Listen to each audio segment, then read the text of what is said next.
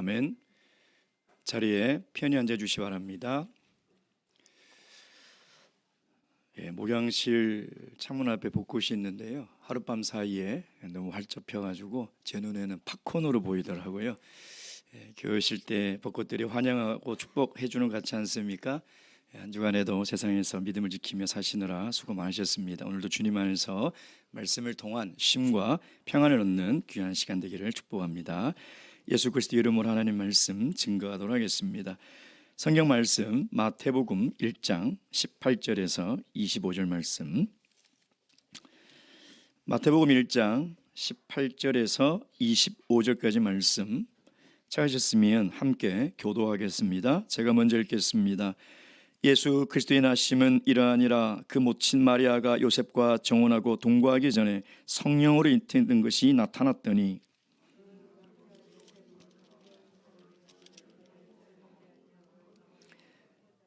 이 일을 생각할 때에 주의 사자가 현몽하여 가로되 다윗의 자손 요셉아, 내 아내 마리아 데려오기를 무서워 말라. 저에게 잉태된 자는 성령으로 된 것이라.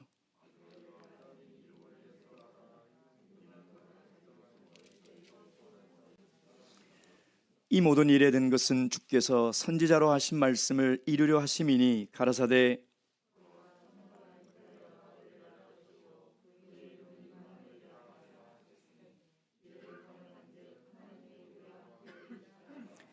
요셉이 잠을 깨어 일어나서 주의 사자의 분부대로 행하여 그 아내를 데려왔으나 동침치 아니하더니 나음의 이름을 예수라 하니라. 아멘. 최근 미국과 유럽에서 영화를 찍거나 드라마를 이렇게 보면 뜬금없이 한국 사람이 나오고 한국 배경이 나오고 한국 문화가 나오는 것이 유행이라고 합니다. 작년에 미나리라는 영화로 한국 배우로서는 처음으로 윤여정 씨가 아카데미 여우조연상을 수상했고요. 올해 초는 그 456억을 따기 위해서 목숨을 건 그 서바이벌 게임을 주제로 한 오징어 게임이라는 드라마가 이 TV 드라마 부문에서 이 오영수라는 또 이 배우가 골든글로브 나무조연상을 수상하였습니다. 두 영화를 다 봤는데요, 두 분 다 70대 중후반의 연기자들인데 조연주연 가리지 않고 혼신을 힘을 다해서 연기를 하는 모습을 볼 때 참 두 분을 보니까 주연의 이 연기를 빛나게 하는 참 아름다운 조연이다, 이런 생각을 해보았습니다. 하나님의 나라 역사도 보면 주인공들이 있어요. 하나님의 이야기의 중심이 되는 주인공들이 있는데 조연들도 있다는 것입니다. 어떤 조연은 이름만 기록이 되어 있고요, 어떤 조연은 굉장히 분량이 적게 등장하는 사람들도 있습니다. 근데 이들을 보면 하늘나라에 가서 상을 받는다면 아마 아름다운 빛나는 조연상을 받지 않을까 생각을 해봅니다. 예수님의 길을 예비했던 세례 요한도 그렇죠. 또 우리가 바울만 잘 알지만 사실 바나바라는 아주 훌륭한 동역자가 있으며 디모데도 그러지 않습니까? 또 특별히 브르스길라와 아굴라라는 아주 이 아름다운 부부는 이 바울 사도의 이 선교 사역에 있어서 없어서는 안 될 참 아름다운 부부였습니다. 이처럼 하나님 나라 이야기에도 빛나는 조연들이 있지만 정말 없어서는 안 될 그런 조연들이 분명히 있다는 것입니다. 어쩌면 조연보다 더 빛나고 아름다운 사람들입니다. 오늘 마태는 신약 성경의 첫 번째 책인 이 마태복음 1장 1절을 통해서 하나님이 구약의 이스라엘 백성들의 그 죄악과 불순종을 뚫고 이 세상의 역사의 주인공으로 오셨다는 것을 지금 마태복음 1장에 기록을 하고 있습니다. 그래서 마태는 역사의 주인공이신 예수 그리스도가 도대체 어떻게 이 역사의 무대의 주인공으로 등장할 수 있었는가, 그것을 오늘 우리 독자들에게 이야기를 하고 있는 것이죠. 자, 그렇다면 우리는 이 말씀을 볼 때 하나님이 그 일을 어떻게 하시는지를 우리가 잘 봐야 됩니다. 창세기부터 요한계시록까지를 쭉 보면 하나님이 일하는 방식이 있어요. 우리가 그것을 잘 이해해야 합니다. 하나님이 어떻게 일을 하시냐? 사람을 통해서 일을 하신다는 것입니다. 그래서 고린도전서 3장 9절에 보면요, 우리는 하나님의 동역자요, 이렇게 이야기를 하고 있습니다. 그러니까 우리 성도가 하나님의 백성이며 하나님의 자녀인과 동시에 하나님의 동역자라는 것이죠. 여러분, 그래서요, 우리가 하나님의 일을 하지 않으면 하나님은 아무 일도 할 수가 없습니다. 참 이상하죠. 전지전능한 하나님께서 아무 일도 할 수가 없다? 사실입니다. 여러분, 우리가 전도하지 않아 보십시오. 어떻게 죽어가는 영혼을 살릴 수 있겠습니까? 우리가 교회에 헌신하고 봉사하지 않는다면 어떻게 우리 교회를 지탱하고 유지하며 이 교회 역사를 이어갈 수 있겠습니까?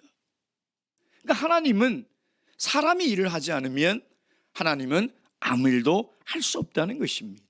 그래서 하나님은 지금도요, 누가 나를 위해서 이 일을 할 수 있을까? 사람을 찾고 계시는 것입니다. 여러분, 일을 하다 보면 어떤 사람은 하나부터 열까지 안 맞는 사람이 있죠. 하나부터 열까지 안 맞아요. 뭐 남편을 떠올리십니까? 네. 하나도 안 맞아요. 근데 어떤 사람은 보면 일을 하면 눈빛만 봐도 호흡이 척척 맞는 사람이 있어요. 어떤 사람과 일하고 싶습니까? 하나님도 마찬가지라는 거예요. 하나님이 일하고 싶은 사람이 있어요. 하나님이 마음에 합하고 하나님의 뜻을 이해하고 하나님의 계획을 이해하는 사람이 있어요. 어쩌면 그런 사람들이 가장 아름다운 사람들이 아니겠습니까? 여러분, 이제 하나님께서 요셉과 마리아를 통해서 하실 일이 무엇입니까? 지금 요셉과 마리아가 지금 어떤 일을 해야 됩니까? 예수 그리스도를 이 땅에 보내는데 사용되어진다는 것입니다. 여러분, 이 일이 얼마나 중요하고 얼마나 위대하며 동시에 얼마나 큰 부담이겠습니까? 근데 하나님이 눈을 들어 이 세상을 보니까 이 일을 할 만한 사람이 있는데 그가 누구냐? 요셉과 마리아였다는 것이에요. 여러분, 누가 이 일을 감당하겠습니까? 여러분, 생각해 보십시오. 하나님이 인간이 되어 한 여자의 뱃속에 들어왔다가 이 세상에 인간으로 나오는 역사의 주인공으로 등장하는 이 어마어마한 이 하나님의 일을 도대체 누가 감당할 수 있냐 이 말이에요. 그래서 하나님은 요셉과 마리아를 선택하신 것이죠. 여러분, 그리스도의 강생은요, 우리 인간의 이성과 상식으로는 도저히 이해할 수 없는 하나님의 신비입니다. 하나님의 신비예요. 여러분, 마태는요, 이 마태복음 1장 족보를 통해서 우리에게 두 가지를 이야기하고 있습니다. 첫째는 우리가 계속해서 살펴봤던 예수 그리스도는 다윗의 후손으로 오신다는 것이죠. 약속의 성취라는 거예요. 근데 그것이 중요한 게 아니에요.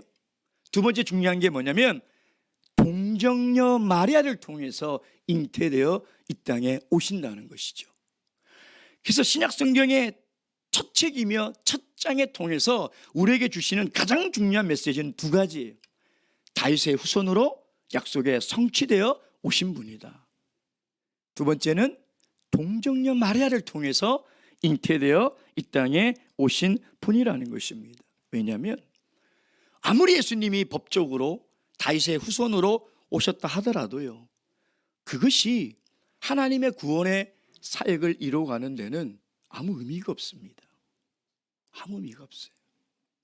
다윗의 후손으로 오셔야 할 뿐만 아니라 동시에 동정녀 마리아를 통해서 완전한 인간으로 이 땅에 오셔야 하나님이 창세기부터 계획하신 그 구속의 사업을 성취할 수 있는 것이죠.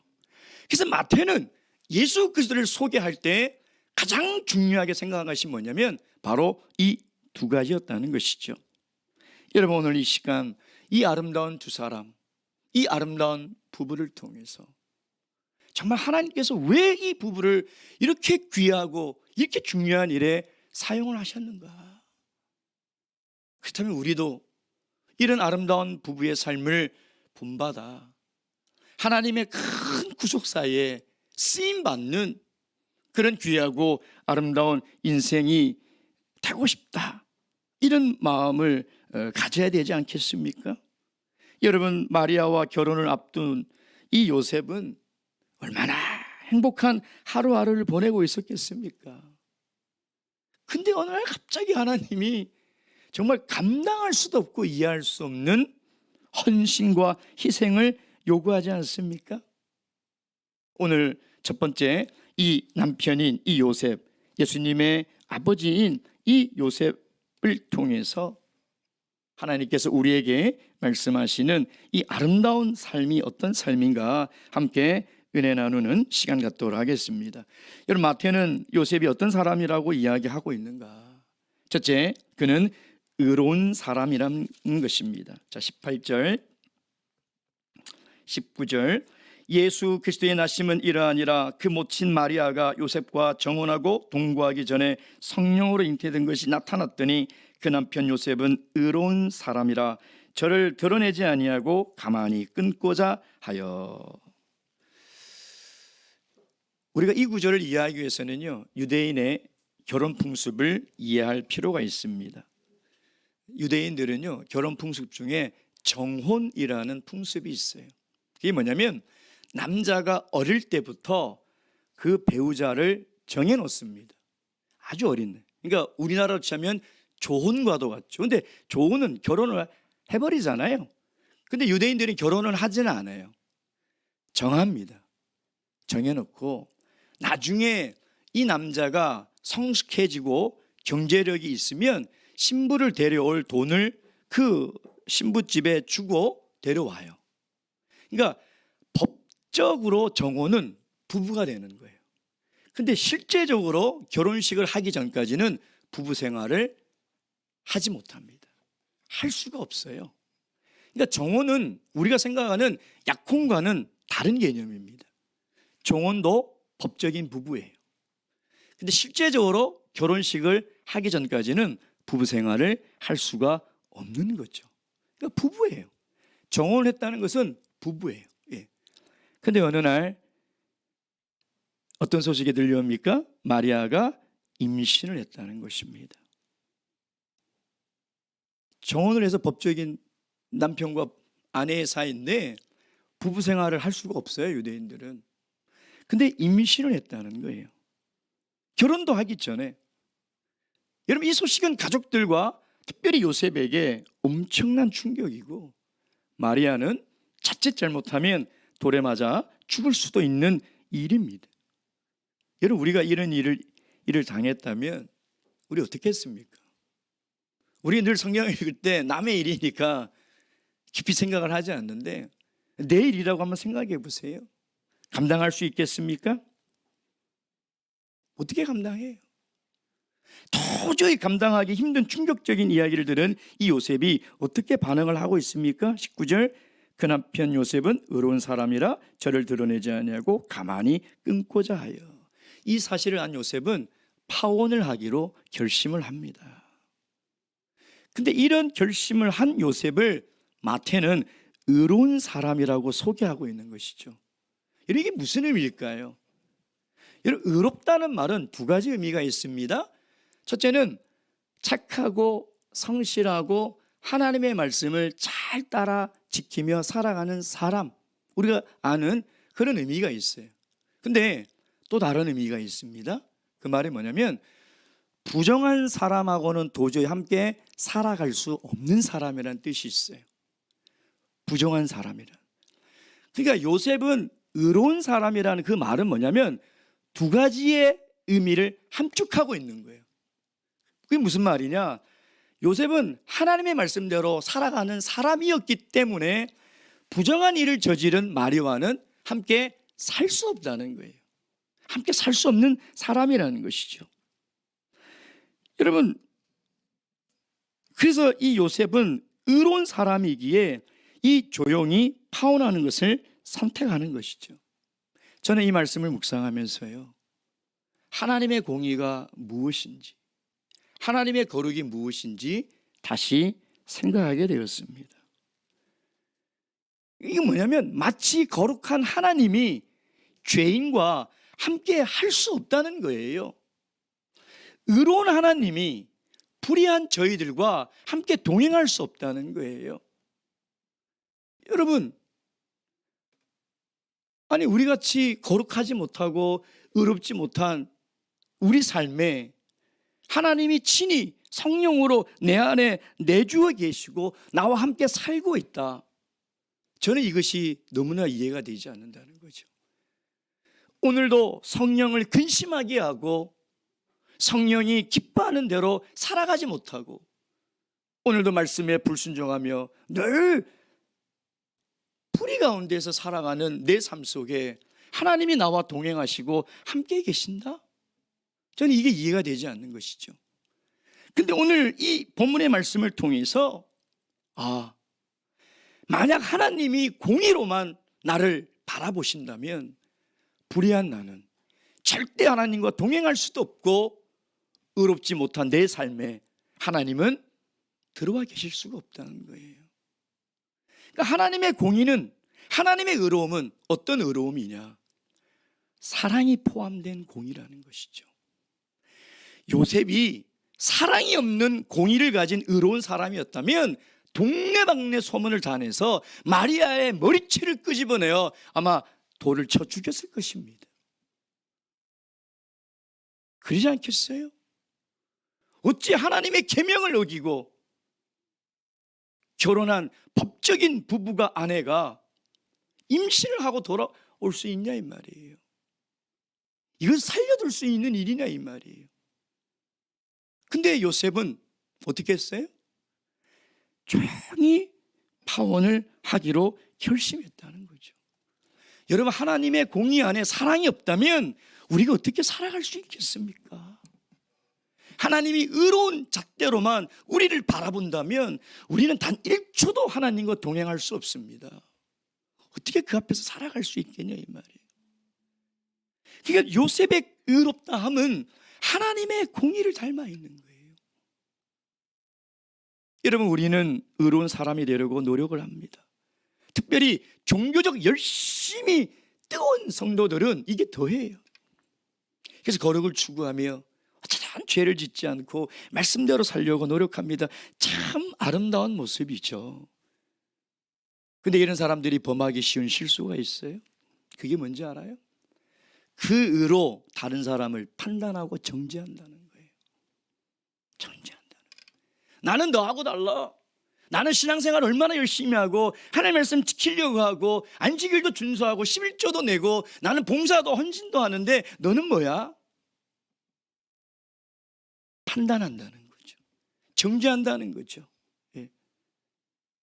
여러분, 이것이 의로운 삶을, 거룩한 삶을 추구하는 모든 그리스도인들이 조심해야 될 부분이에요. 우리가 추구해야 될 공의는요, 하나님의 공의를 닮아가야 돼요. 사랑이 없는 공의는 사람을 죽입니다. 사랑이 없는 거룩함은 생명을 죽이는 거예요. 요셉이 의롭다는 것은 하나님이 가진 그 공의와 사랑을 가진 의로운 사람이었다는 거예요. 그래서 비록 마리아가 의롭지 못하고 깨끗하지 못하고 너무나 화가 나고 괴로웠지만 그 사랑이 포함된 공의로 조용히 그 결혼을 파혼하려고, 마무리하려고 했던 것이죠. 사랑하는 성도 여러분, 우리가 추구해야 할 의와 공의는 남들보다 나은 선행과 행위와 지식이 아니에요. 정말 의로운 사람은 연약한 자를,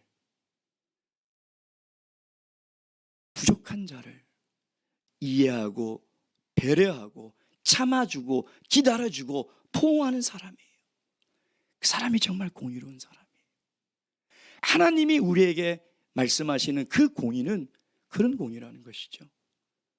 사랑하는 우리 강남교회 분당교회 성도 여러분, 사랑이 바탕되지 않는 의는 무서운 겁니다.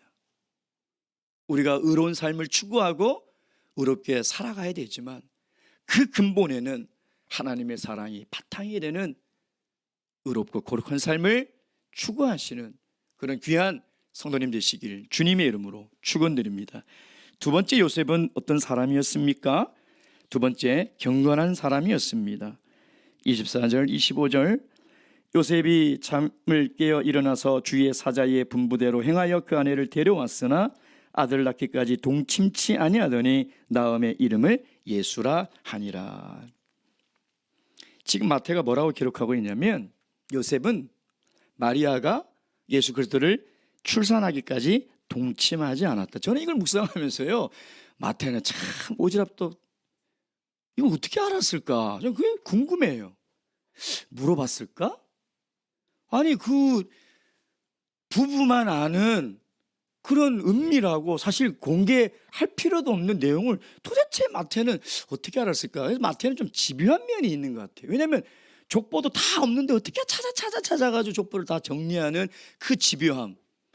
이걸 도대체 어떻게 알았을까? 아무리 주석서를 찾아봐도 없고요, 아무리 찾아봐도 거기에 대한 게 없어서 그냥 혼자 제가 상상을 한 겁니다. 물어봤을 것 같아요. 물어봤을 것 같아요. 그러지 않고 이 사실을 어떻게 기록할 수 있냐 이 말. 근데 문제는 뭐냐면 왜 물어봤느냐는 거죠. 왜? 어쩌면 굉장히 은밀한 개인적 생활이고 사생활이고 부부만이 알아야 될 은밀한 부분이잖아요. 왜 물어봤냐? 너무나 중요하기 때문인 것이죠. 너무나 중요한. 외경에 보면요, 이 요셉이라는 사람은요 굉장히 늦은 나이에 결혼을 했답니다. 굉장히 늦은 나이에. 근데 여러분, 그 하나님의 뜻을 이루기 위해서 그 육신의 욕망을 절제했던 사람이죠. 경건한 삶이라는 것은요, 하나님을 두려워할 줄 아는 거예요. 하나님을 경외하는 거예요. 경건의 모양으로 흉내내는 것이 아니라 내 내면 안에 진심으로 하나님을 두려워할 줄 알아야 돼요. 여러분, 하나님을 두려워하지 않는 시대입니다. 하나님을 두려워하지 않아요. 하나님을 경외하는 신앙을 찾기가 너무 어려워져요. 요셉은 하나님을 두려워했어요. 내가 내 육신의 그 욕심과 정력을 채우기 위해서 하나님의 일을 그르칠 수 없다는 거예요. 구약의 요셉도 그랬죠. 보디발의 아내가 얼마나 집요하게 지속적으로 요셉을 유혹했습니까? 근데 요셉에게는요, 하나님을 경외하고 하나님을 두려워하는 신앙이 있었어요. 내가 어찌하여 이 죄를 지어 하나님께 득죄하겠느냐는 것입니다. 하나님을 두려워할 줄 알아야 돼요. 요셉은 하나님을 두려워하는 경건한 사람이었다는 것이죠. 여러분, 우리는 신앙생활을 하면서도요, 내 욕심과 내 욕망을 채우는 것이 더 중요해서 하나님의 일이 거르치든 말든 별 상관이 없어요. 그냥 내 마음대로, 내가 화가 나면 화가 나는 대로, 내가 생각나는 대로 그냥 쏟아붓고 말아버리고 해버리고 말아버리지, 내가 한 말이, 내가 한 행동이 하나님의 나라에, 하나님의 뜻에 얼마나 이것이 잘못될 것인가 라는 두려움이 없다니까요. 그런 두려움을 가진 사람을 찾기가 어려워요. 아니, 하고 싶은 말이 왜 없겠습니까? 사람마다 하고 싶은 행동이 왜 없겠냐 이 말이에요. 우리가 신앙생활 하면서. 근데 왜 절제하고 참을까요? 그것이 하나님의 나라에 누가 될까 봐, 그것이 하나님의 계획에 이 그르칠까 봐 절제하고 참는 거예요. 여러분, 그것이 경건한 신앙생활이며 그것이 경건한 사람의 모습이에요. 여러분, 이 모습이 얼마나 아름다운지 알아요? 여러분, 출애굽기 38장에 보면 성막을 만드는데 이 제사를 드리러 가는 사람들이 가장 첫 번째 해야 될 그게 뭐냐면 손과 발을 깨끗이 씻어야 돼요. 그 씻을 수 있는 물두멍을 만들죠. 물두멍이 굉장히 큽니다. 나중에 이게 이제 성전 시대 가면 어마어마하게 물두멍이 커져요. 근데 그 광야에서 이게 이 물두멍을 도대체 어떻게 만들어요? 나무 한 그릇 없는 광야에서요. 근데 노수로 그 녹그릇을 만들죠. 어떻게 만든지 알아요? 예? 그 물두멍 그릇을 어떻게 만드는지 알아요? 여인들이 가지고 있는 놋거울을 다 내놓은 거예요. 여인들이 그걸 다 내놓은 거예요. 그게 왜 이렇게 중요한 일인지 아십니까? 예? 우리 여자들이 가지고 있는 가장 최고의 욕구가 뭐예요? 예? 20, 30대만 예뻐지고 싶은 게 아니에요. 80대, 90대도 예뻐지고 싶어요. 그래서 아이고 멋진 예쁘시네요 하면 그렇게 기분 좋은 거예요. 예뻐지고 싶은 욕구가 없으면 그게 뭐가 기분 좋겠어요? 그렇지 않습니까? 근데 예뻐지고 싶은 것이 모든 여자의 기본적인 욕구인데 거울이 없어 보세요. 어떻게 합니까?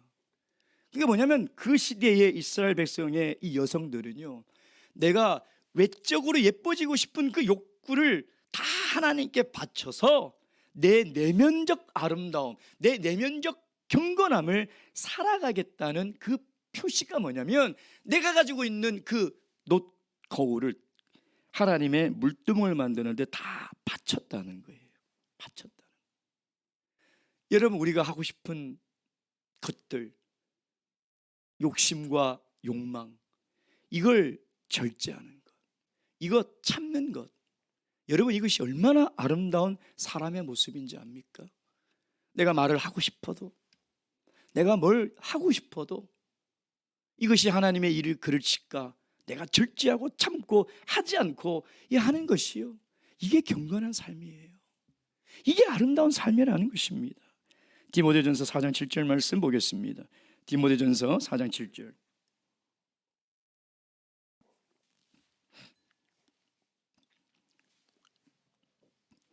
디모데전서 4장 7절 말씀 다 함께 읽겠습니다. 시작.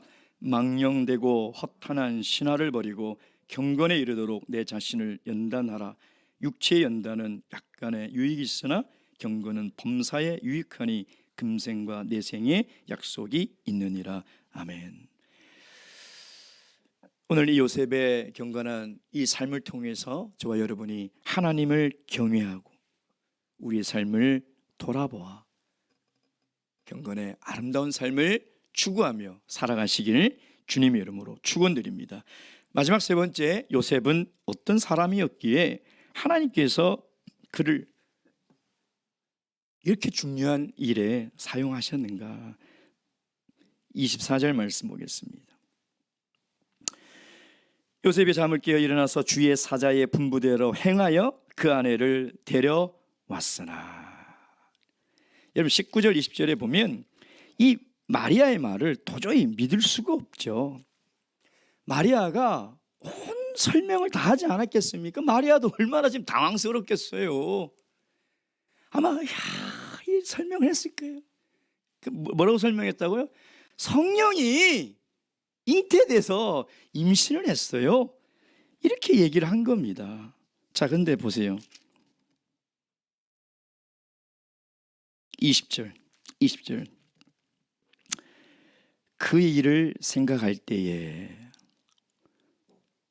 이 말은요 깊은 충격에 빠져서 아주 근심하는 표현이에요. 여러분, 결혼한 아내가 부부 생활을 안 했는데 임신했다고 했는데 생각을 그냥 이렇게 생각했을까요? 잠이 왔겠습니까? 밥이 넘어갔겠습니까? 예. 그러니까 아주 괴로워가지고 깊은 고민에 빠져 있었던 거예요. 그때 누가 나타납니까? 누가 나타나죠? 주의 사자 천사가 나타나서 그 고민하고 있는데 그 설명을 해주는 거죠. 뭐라고 해줘요? 야야야야, 내 아내 마리아 데려오기를 무서워하지 마라. 마리아의 말이 맞다. 그가 성령으로 잉태된 것이다. 그러니까 그 얘기를 듣고 아까 24절에 데리고 오잖아요. 그렇죠? 여러분, 유대인들은요 천사의 존재를 믿습니다. 천사를 믿어요. 예. 근데 천사를 어떻게 믿냐면 천사는 하나님의 뜻을 전달하는 전령으로 믿어요. 천사는 하나님의 뜻을 보여주는 그 계시자로 믿어요. 유대인들은 천사에 대한 믿음이 있어요. 그러니까 요셉에게는 뭐가 있었냐면 하나님을 믿는 기본적인 믿음이 있었다는 거예요. 만약에 요셉에게 믿음이 없었다면요, 천사가 나타나서 말을 한들 믿었겠습니까? 아니, 하나님이 말해도 안 믿는데, 하나님이 말해도 안 믿는 게 인간이에요. 근데 천사가 말했다고 믿었겠습니까? 요셉은 믿음이 바탕이 돼 있던 사람이에요.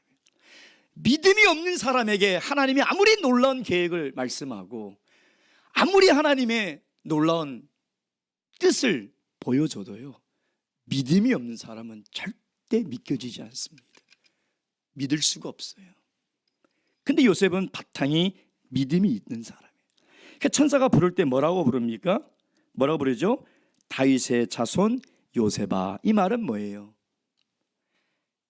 하나님의 약속대로 다윗의 후손으로 왔다는, 그러니까 이 요셉은 하나님의 약속을 믿었다는 거예요.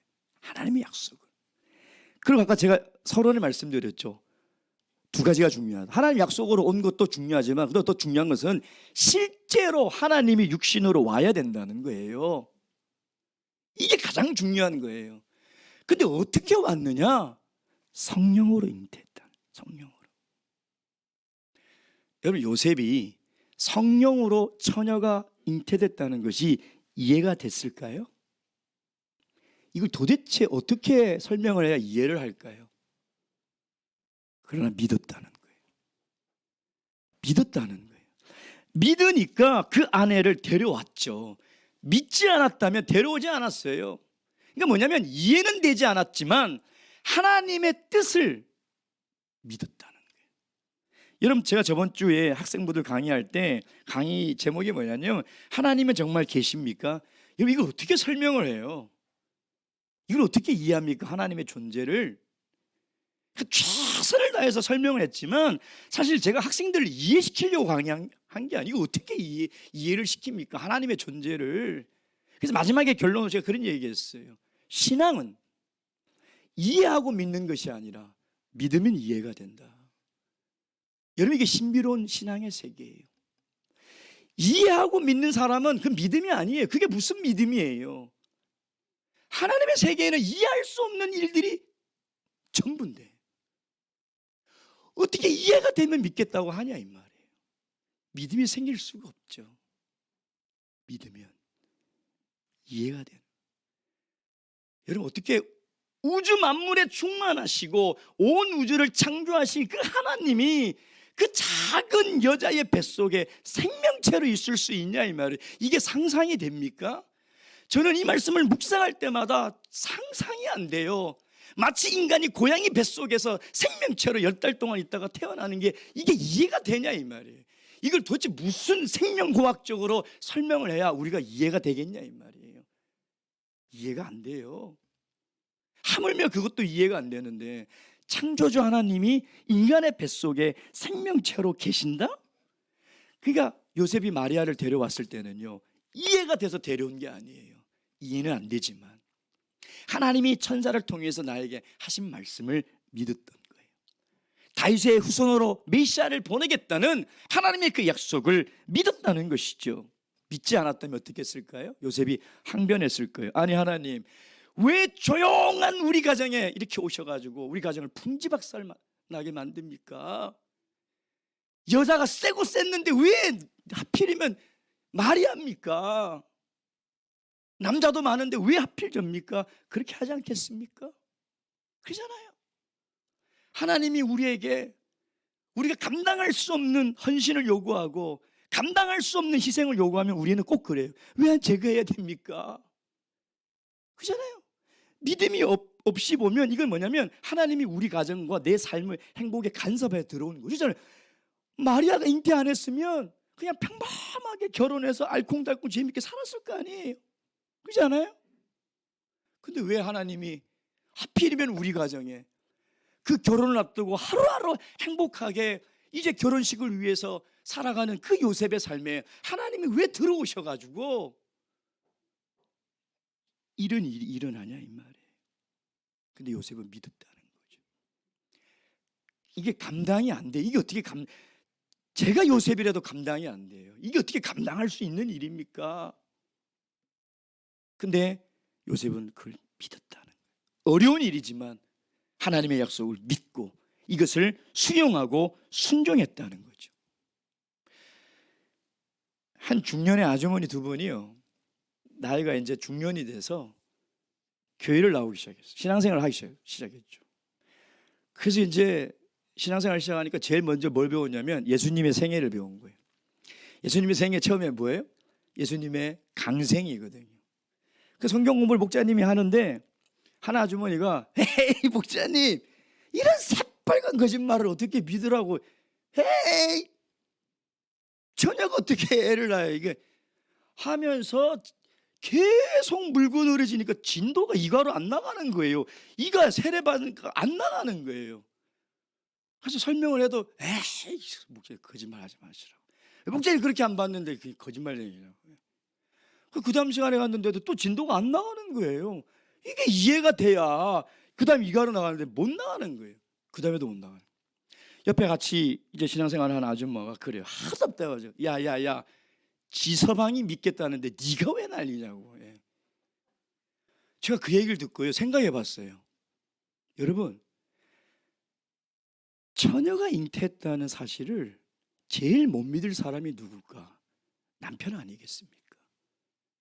제3자는요 그래 내일 아니니까 그럴 수도 있겠지라고 할 수 있는데 남편이 어떻게 믿냐 이 말이야, 이 사실을. 그잖아요. 근데 마태는 지금 뭐라고 했냐면 온 세상 사람들이 다 안 믿어도 누가? 남편이 믿었다는 거예요. 이게 왜 중요한지 아세요 여러분? 예? 마태는요 예수님이 하나님의 아들로 오심을 증명하기 위해서 이 남자 요셉을 등장시켰어요. 왜냐하면 유대인들은요 여자의 증언을 믿지 않습니다. 기분 나빠하지 마세요. 유대인들은 절대 법정에서 여자를 세우지 않습니다. 여자가 무슨 얘기를 해도 절대 안 믿어요. 그래서 마태는 누구를 끌어들이냐면 남편, 남자 요셉을 증인으로 세우는 거죠. 그래서 1차 독자 유대인들에게 뭐냐면 그 남편이 믿는다. 남편이 믿는데 왜 너희들이 안 믿냐는 거예요. 하나님의 육신이 되어 이 땅에 오신 분이 예수 그리스도라는 것을 동정녀 마리아를 통해서 잉태된 분이 예수님이라는 것을 남편이 믿는데 왜 너희들이 안 믿냐는 거예요. 지금 그 얘기를 하고 싶은 거예요. 예. 그러니까 성령으로 처녀가 잉태된 것을 믿었다는 것을 요셉의 입을 통해서 증거하고 있는 것이죠. 제일 믿을 수 없고 제일 믿기 어려운 남편이 믿었다면 너희들도 믿으라는 거예요. 그래서 마틴 루터라는 사람은요 이 예수님의 강생을 뭐라고 얘기했냐면 예수님의 탄생에 있어서 기적은 동정녀 마리아를 통해서 태어났다는 것이 아니라 그 사실을 요셉이 믿었다는 것이다. 요셉이 안 믿었다면 어떻게 됐을까요? 요셉이 믿었기 때문에 예수 그리스도는 이 부부를 통해서 이 땅에 오시고 이 땅에 오신 예수님이 하나님의 구속사를 완성할 수 있었다는 것이죠. 사랑하는 성도 여러분, 우리가 신앙생활 하다 보면요 머리로 이해되지 않는 하나님의 말씀이 많이 있습니다. 도저히 감당하기 어려운 헌신의 요구와 정말 내가 받아들이기 어려운 것들이 많이 있습니다. 그러나 그것을 믿음으로 순종할 때 하나님은 그 아름다운 사람을 통해서 하나님의 역사를 이뤄가심을 믿으시고 하나님의 계획과 뜻을 믿으시는 믿음으로 살아가시길 주님의 이름으로 축원드립니다. 묵도하시겠습니다. 할렐루야. 아멘.